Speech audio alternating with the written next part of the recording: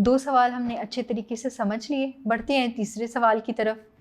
تیسرا سوال کچھ یوں ہے: قرآنی تعلیمات کی روشنی میں زکوٰۃ کے مصارف بیان کیجیے. سوال کو اچھی طرح سمجھ لیجئے.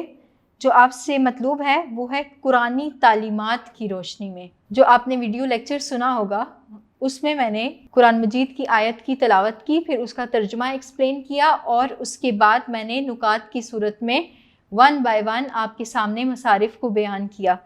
تو یہاں پر بھی آپ ایسا بھی ہو سکتا ہے آپ ڈائریکٹ زکوٰۃ کے مصارف 8 ہیں، آپ کہیں کہ قرآن مجید کی روشنی میں زکوٰۃ کے 8 مصارف بیان ہوئے ہیں اور یوں نکات میں مصارف کو تحریر کر دیں، لیکن یہ اتنا افیکٹو نہیں ہوگا. اور چونکہ آپ کو ایک تخصیص کر دی گئی ہے کہ قرآنی تعلیمات کی روشنی میں آپ نے لکھنا ہے، تو ضروری ہے کہ آپ قرآنی آیت کا حوالہ دیتے ہوئے لکھیں. سوال آپ نے سمجھ لیا سب سے پہلے، اس کے بعد جواب تحریر کرنا ہے. تو آپ لکھ لیجئے پیج پہ خوبصورت سا کر کے جواب، اور اس کے بعد آپ صفحے کے درمیان میں لکھیں زکوٰۃ کے مصارف.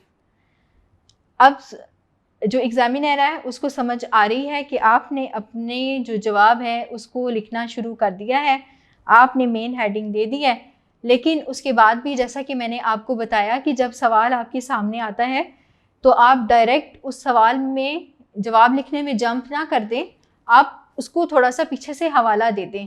جو لفظ ہے اس کو آپ ایکسپلین کر دیں، یہ آپ کے لیے بہت اچھا ہے اور ایگزامینر پہ بھی اچھا ایفیکٹ ڈالے گا. تو آپ یہاں پر زکوٰۃ کو تھوڑا سا ایکسپلین کر دیں، زکوٰۃ کا میننگ بتا دیں. اگرچہ یہ ضروری نہیں ہے لیکن آپ کے اپنے فائدے کے لیے، اور نمبرز کو بھی تو بڑھانا ہے نا، آپ نے ایگزام میں اچھے مارکس بھی تو لینے ہیں، تو کچھ تھوڑی سی محنت تو درکار ہے. تو آپ نے سب سے پہلے زکوٰۃ کی تعریف بیان کر دینی ہے. 2 نکات میں آپ اس کو ایکسپلین کر دیں، لغوی اور اصطلاحی.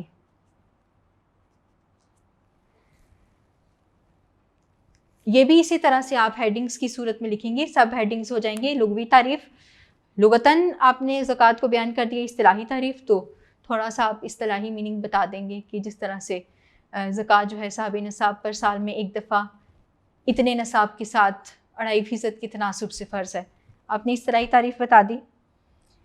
اس کے بعد آپ اب سوال میں داخل ہو رہے ہیں، اب آپ اس کے جواب کی طرف جا رہے ہیں جو اصل ہے. تو آپ سب سے پہلے قرآنی آیت سے حوالہ دے دیں. میں آپ کو تاکید کروں گی کہ قرآنی آیت کو اچھے طریقے سے یاد کر لیں. اس کا ایک فائدہ یہ ہوگا کہ ہو سکتا ہے جب آپ فنگر پرنٹس پہ اپنے مصارف کو یاد کر رہے ہوں اور جب پیپر میں لکھنے لگیں تو کوئی مصرف آپ سے بھول جائے، کوئی ایک نقطہ آپ سے مس ہو جائے. جب آپ نے قرآنی آیت یاد کی ہو گئی تو قرآنی آیت میں ان 8 کے 8 مصارف کا ذکر ہے. جب آپ آیت لکھیں گے تو مصارف کو 8 نکات میں لکھنے کی صورت میں آپ کو کوئی تنگی یا کوئی مشکل پیش نہیں آئے گی، کیونکہ آیت آپ کے سامنے ہے. پھر جب عربک ٹیکسٹ آپ کے سامنے ہوتا ہے تو چونکہ وہ آپ کی اردو زبان سے بہت زیادہ مماثلت رکھتا ہے تو اس کا ترجمہ کرنے میں بھی آسانی ہوتی ہے. ترجمے کو رٹے مارنے کی پھر ضرورت باقی نہیں رہتی. تو آپ سب سے پہلے درمیان میں لکھیں گے کہ یہ قرآنی آیت ہے. اسی طرح سے انورٹیڈ کوماز میں عموماً جو آیت ہے وہ بریکٹس میں لکھی جاتی ہے. جو بڑی بریکٹ ہوتی ہے اس میں آیت لکھی جاتی ہے، چھوٹی بریکٹ میں حدیث لکھی جاتی ہے، اور ترجمہ آپ انورٹیڈ کوماز میں لکھ سکتے ہیں. تو آپ یہی لکھیں گے اللہ تعالیٰ کا قرآن مجید میں ارشاد ہے. انورٹیڈ کوماز میں بریکٹس میں سب سے پہلے عربی متن لکھتے ہیں، نیچے انورٹیڈ کوماز میں اس کا ترجمہ لکھتے ہیں. پھر اس کے بعد آپ کہیں